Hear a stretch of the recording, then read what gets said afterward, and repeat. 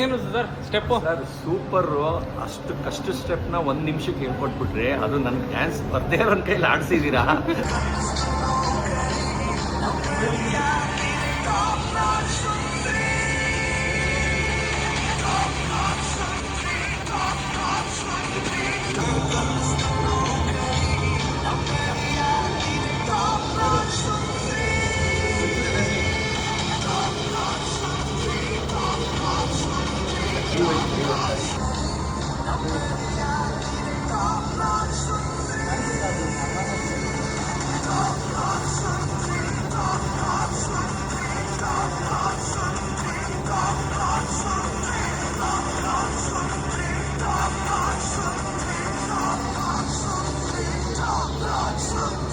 Hello ಹೆಂಗೇನು sir step sir super.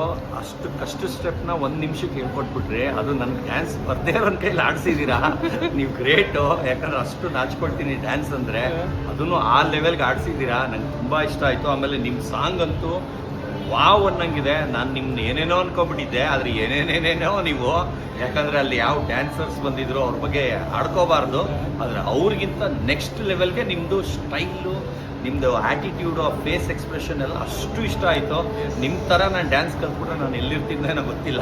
ಇವತ್ತು ನಾನು ಆಡದೇ ಇದ್ದವ್ರಿಗೆ ಈ ಲೆವೆಲ್ಗೆ ಹೇಳ್ಕೊಟ್ರೆ, ಅದು ನೀವು ಡ್ಯಾನ್ಸ್ ಮಾಸ್ಟರ್ ಅಲ್ಲದೇ ಇದ್ರು ಇವತ್ತು ನಿಮ್ಮ ರೀಲ್ಸ್ಗೆ ನನ್ನ ಕೈಲಿ ಹಂಗೂ ಹಿಂಗೂ ಕಷ್ಟ ಬಿದ್ದು ನೋಡಿ 1.5 ಲೀಟ್ರ್ ಬೆವರು 1.5 ಲೀಟ್ರ್ ಬೆವರು ಸುರಿಸಿ ಕೊನೆಗೂ ನನ್ನ ಹತ್ರ ಇವತ್ತು ಮಾಡಿಸ್ಬಿಟ್ರು.